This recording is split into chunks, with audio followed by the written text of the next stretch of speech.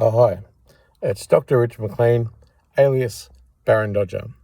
And this is the very, very short version for the 7:30 report for Four Corners to be encouraged to investigate this conspiracy to pervert the course of justice, which is vilifying and victimising me, and it's causing me so much harm and putting my wealth, health, safety, and my life at risk. The federal court, in my rejected public interest disclosure, acknowledges that there's an imminent risk to my health, welfare and safety. And this has been the case for a long time and no one's intervened. I'm under death threats and covertly from government agents and from public officials as well who worked in ASIO. In addition to that, there are a certain amount of things that a person needs, without question, to be able to exist and survive in a society. And unfortunately for me, the criteria that a person needs are things that I don't have. And they've been intentionally and maliciously redacted or removed from things that I have. There is a conspiracy to pervert the course of justice, which goes right up to the office of the Prime Minister and Cabinet and is systemic and is politicised.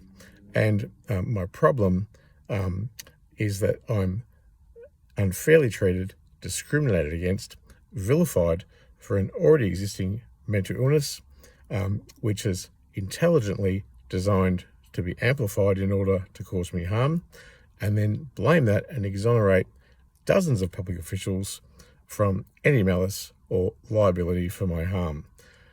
My harm already happened. I attempted suicide from the profound systemic neglect, the conspiracy, and the coercive financial control and the intelligent reduction of my prosperity. That tragedy was deemed fatal in a lethal attempt, and then the very system that caused that political scenario to occur with me as its victim and scapegoat then went ahead and whitewashed the tragedy and then acted with further aggression in order to persecute and prosecute me, in order to do me damage and bring about my suicide. It can only be described as a conspiracy to pervert the course of justice, and that it has malice and its intentions are to cause me harm. And now that the federal court has already documented that this harm is imminent, there simply must be an intervention. I suffer from schizophrenia, ADHD, adjustment disorder, and now cognitive brain impairment that affects my memory, the result of the suicide attempt where I lost all my blood and was found unresponsive and by accident, and then was revived from certain death. It's not okay that a person with a disability such as me is treated with such contempt and such hatred that is universal and systemic from organisations, politics, politicians and statutory government agencies, up into including the Prime Minister. I would be on the public record because I've got a Human Rights Awarded autobiography on my experience with schizophrenia, Sane Australia's Book of the Year. My former partner's an ASIO agent, which he will together engage for 5 years, and the government refused to acknowledge that relationship even existed. And that's a method of delegitimising what is the truth and delegitimising my narrative, which is demanding justice. And I'm under the spell of coercive financial control and family violence. And unfortunately for me, that's now elongated and emboldened by the federal government. And this is a crisis for me. Currently, I don't have the provisions needed for a dignified life. My human rights abuses have been documented, but they won't be signed off on, which would legitimise them, and the Australian Human Rights Commission refuses to investigate. I don't have enough food, shelter, I don't have civil liberties, I don't have human rights, I don't have privacy, I don't have enough prosperity to participate in society. I've got no money, no food, no psychologist, no psychiatrist. I'm rejected from the community mental health care team. The health department won't look after me. The hospitals rejected me. The police are corrupt, and they are the front line in trying to save my life, but they are actually the abusers who identify me with mental illness to the exclusion of all other factors in my life, which they're well aware of, and they refuse to meaningfully intervene, which would bring me a little bit of prosperity or justice or peace or food and medicine, which I don't have at the moment. So as a person with a disability and a doctor and someone who's not incapable, and this whole situation's not a character flaw on my behalf or any detriment that I'm suffering, it is the result of a sustained systemic and political persecution which victimises me. And further, it's got dozens of corrupt public officials, and my problem is universal across the government. And because the government won't admit that I was engaged to be married for 5 years with Steve Icenides, it really underpins that I have been excommunicated from the federal government. And this is an abhorrent way to treat a democratic citizen of the country of Australia who has a clean criminal record. And further, to demonstrate that that is the case, I'm banned at the Australian Financial Complaints Authority. The Australian Human Rights Commission will not investigate my human rights abuses. The Attorney General has never got back to me. The Office of Prime Minister and Cabinet, Anthony Albanese, referred my letter and complaint to Mark Dreyfus, and he's never acknowledged me, but his office referred me to IGIS and the Ombudsman. But IGIS are already aware of Steve Icenides' exploitation of me and his corrupt nature as a public official. And further, the Ombudsman, I'm a failed whistleblower at the Ombudsman, and they've rejected all future correspondence. So, as you can see, the problem is systemic and political, and no agency or person or politician has meaningfully intervened in my persecution, the millions of dollars of financial detriments that have occurred to me over 20 years, or the way that it is now demonstrable in hindsight that all of my financial determinations, which add up to millions and millions of dollars, have always been doomed to fail from the start, set up to fail. The books were cooked, and that is because I've had no access to the law or equality before the law, never had a lawyer, and every government agency or place that those decisions are made has a bank of lawyers. And that's out of line with the Charter of Human Rights of a person with a disability that the government ratified in 2008. And that states that a disabled person must have equality before the law and access to the law. And that has never been the case.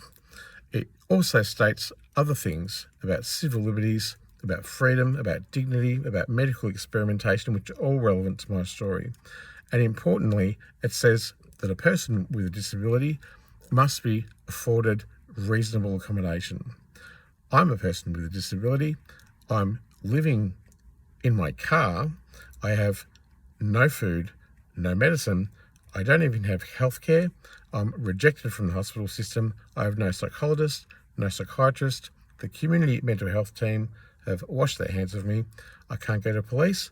I'm a failed whistleblower. I've never had a lawyer.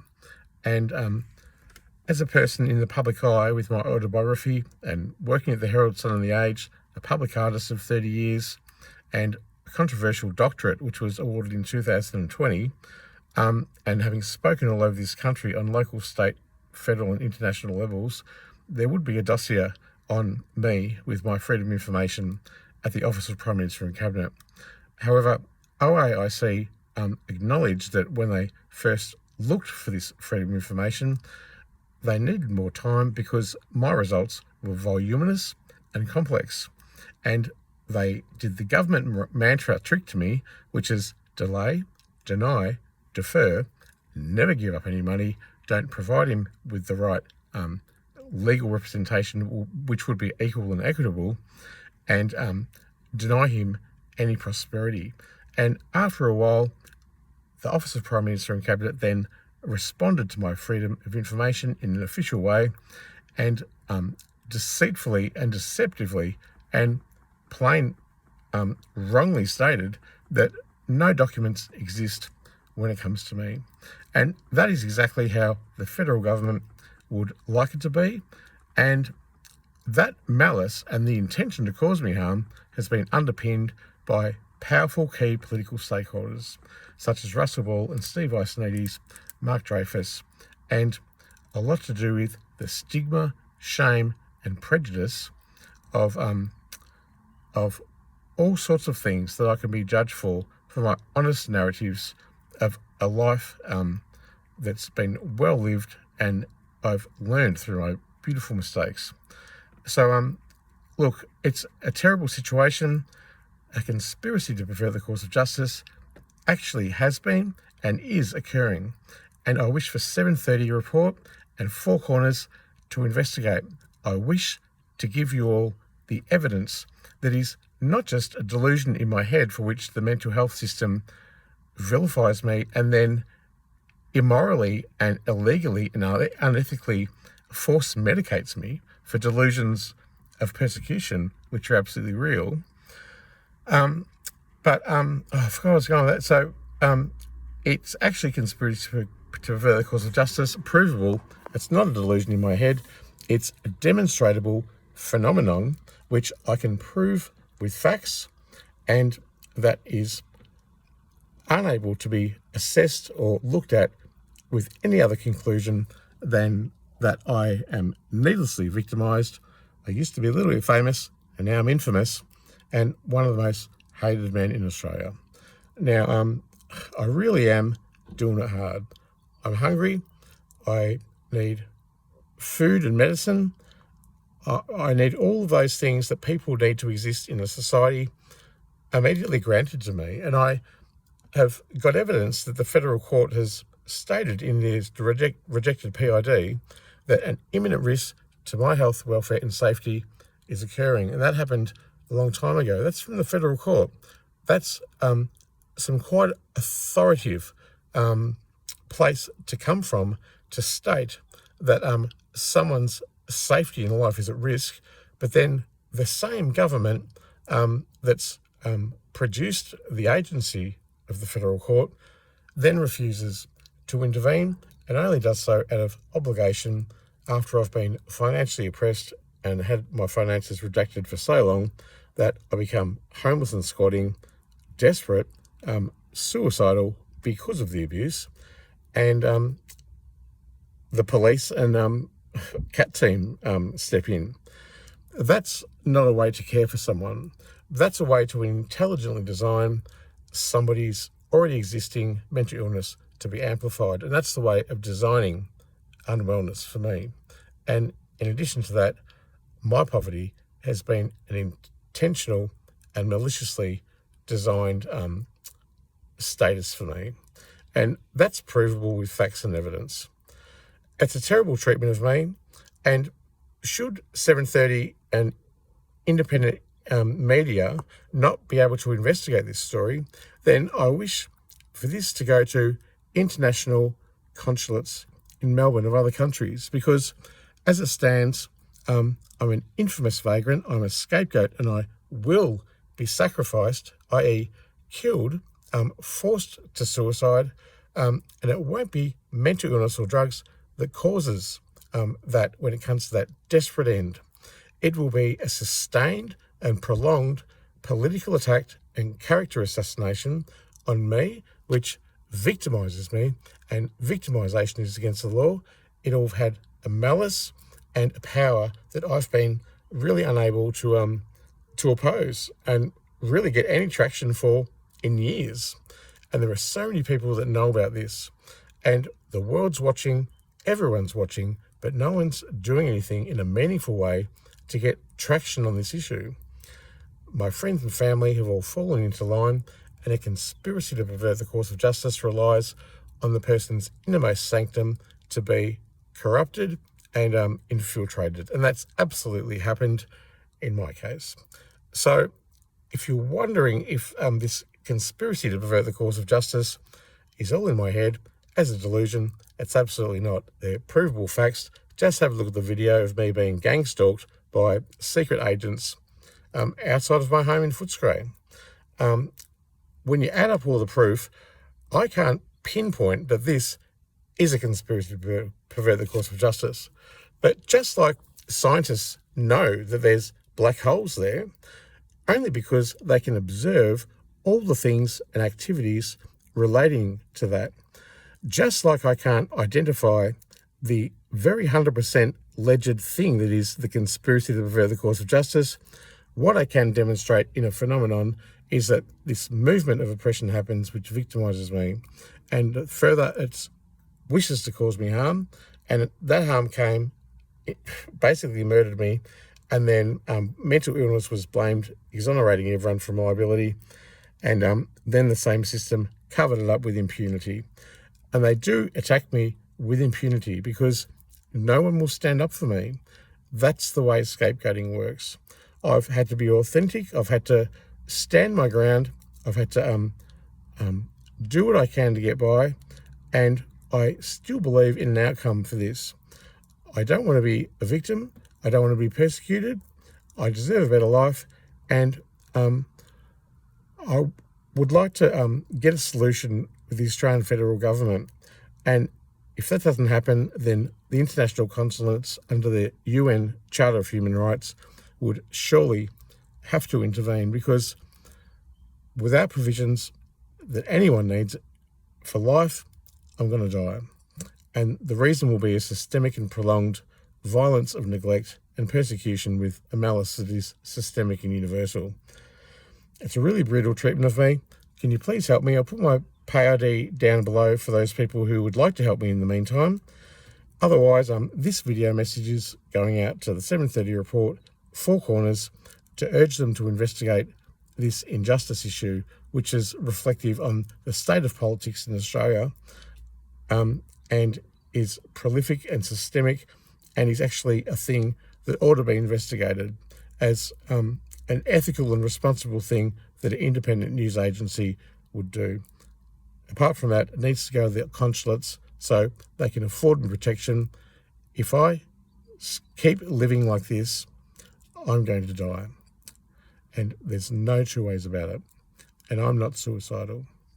This is Richard McLean, alias Barran Dodger.